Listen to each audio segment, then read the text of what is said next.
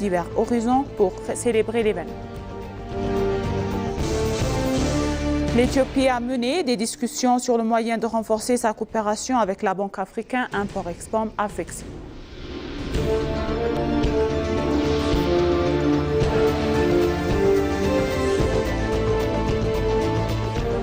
Spectateurs, c'est moi Ida Garamo avec le journal du lundi 13 avril 2026. Restez avec nous. Le Premier ministre Abiy Ahmed, accompagné de la Première Dame Zinnash Tayachaw, a offert le traditionnel petit déjeuner de Pâques au Parc de l'Unité, réunissant des participants issus de divers horizons pour célébrer l'événement.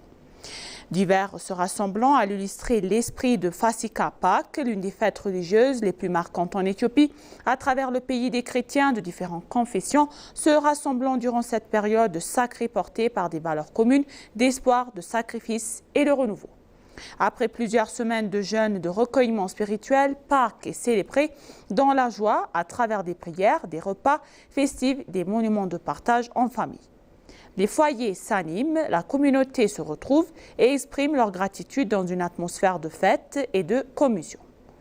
Au Parc de l'Unité, les invités ont partagé des mets traditionnels de Pâques, transmettant un message d'inclusion et de solidarité. L'événement a mis en avant le rôle de la foi comme facteur de rapprochement et de cohésion sociale. Dans un message publié sur les réseaux sociaux, le bureau du Premier ministre a rappelé que Pâques ne se limite pas à une célébration des citoyens, mais rappelle que Pâques constitue également un moment propice à la compassion. Les citoyens ont ainsi été visités à faire preuve de générosité en œuvrant leur foyer et leur cœur aux plus vulnérables, reflétant l'essence même de cette fête.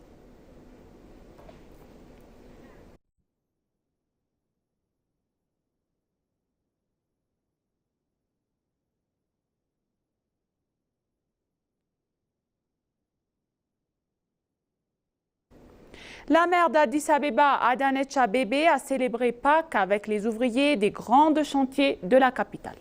Dans un message publié sur les réseaux sociaux, elle a également souligné que les professionnels travaillant sur des grands projets à Addis Abeba œuvrent sans relâche 24 heures sur 24 et 7 jours sur 7. Elle a précisé avec fête que la PAC avait des ouvriers et des professionnels du pôle industriel d'Agaki qui travaillent même pendant les fêtes. La maire a déclaré que le travail est une source d'honneur tandis que la pauvreté est une honte. Elle a ajouté que les fêtes ne sont réussies que lorsque l'on travaille et que l'on prospère et elle a félicité tous ceux qui travaillent jour et nuit. Elle a également souligné que célébrer Pâques ensemble est l'occasion de reconnaître et valoriser la contribution de chacun au développement de la ville et de la population ainsi que le travail acharné de tous.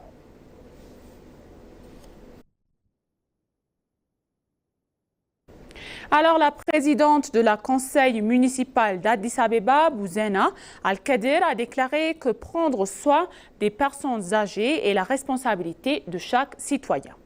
À l'occasion de la fête de Pâques, Bouzena Al-Kadir a partagé un repas avec les personnes âgées au centre de soins de Ansou.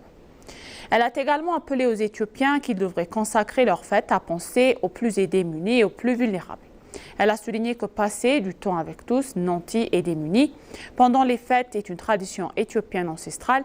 Elle a insisté sur le fait que prendre soin des personnes âgées est un devoir moral pour chaque citoyen. Les habitants de Médine ont également exprimé leur compassion envers les plus vulnérables et les plus démunis. Les personnes âgées séjournent au centre de soutien de Ansou, quand elle a déclaré que les repas partagés leur avaient rappelé concrètement l'importance de leurs proches. Pour cela, ils ont exprimé leur gratitude et tous ceux qui ont fréquenté le centre et soutenu le programme de partage de repas.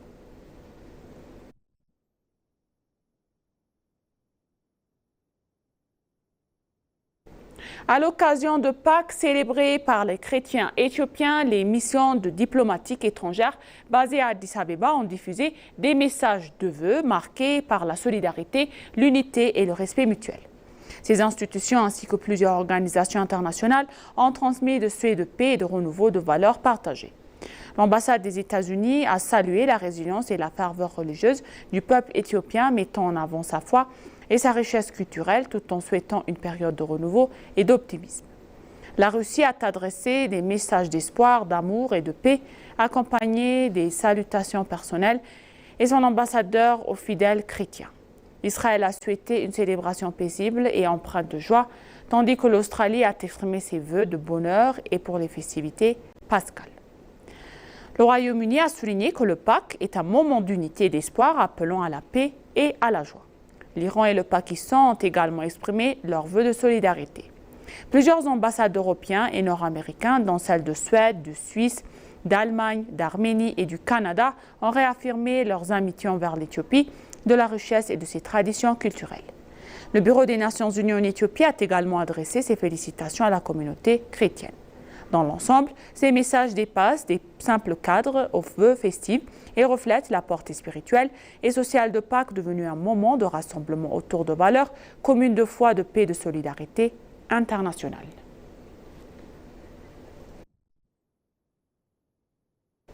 L'Éthiopie a mené des discussions sur le moyen de renforcer sa coopération avec la Banque africaine d'import appelée Afrexim. Le ministre des Finances, Ahmed Shide, et le gouverneur de la Banque nationale, Eyob Takaling, se sont entretenus avec le président d'Afrexim, M. Georges Itombe, dans des moyens de renforcer l'autonomie économique et la coopération en Afrique. Lors de ces discussions, ils ont abordé les programmes africains en cours de longue terme pour l'autonomie économique, une réponse coordonnée à la crise mondiale actuelle et les moyens de renforcer la coopération. Selon le ministère des Finances, les discussions portaient sur les moyens de renforcer la coopération régionale, élargir les relations commerciales continentales et à mobiliser les capacités financières de l'Afrique. Au cours de ces discussions, ils ont également souligné une coopération dans les domaines de l'industrie, des infrastructures financières et du secteur financier. Les deux parties ont convenu de travailler en étroite collaboration sur les initiatives prioritaires et la vision d'autosuffisance pour l'Afrique.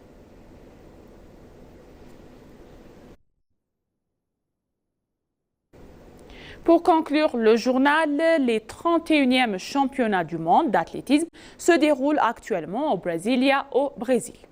Lors de la semi-finale du marathon masculin, Meskana Wakuma a remporté la médaille d'argent en 1h27 minutes et 33 secondes. Meskana a décroché sa première médaille dans les 6e championnats d'Éthiopie.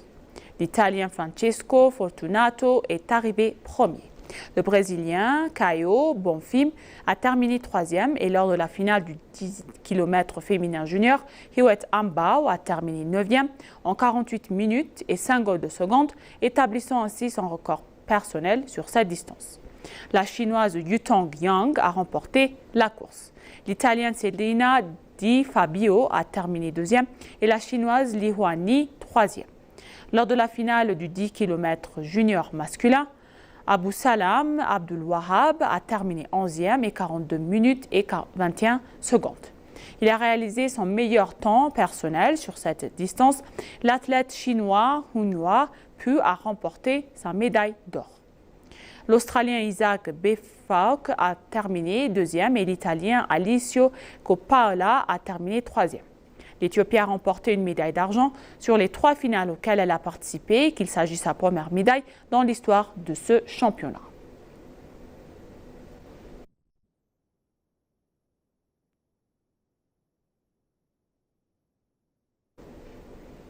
Et maintenant, chers téléspectateurs, je vous rappelle les titres principaux. Le Premier ministre Abiy Ahmed, accompagné de la Première Dame Zinnash Tayacho, a offert le traditionnel petit déjeuner au Parc de l'Unité.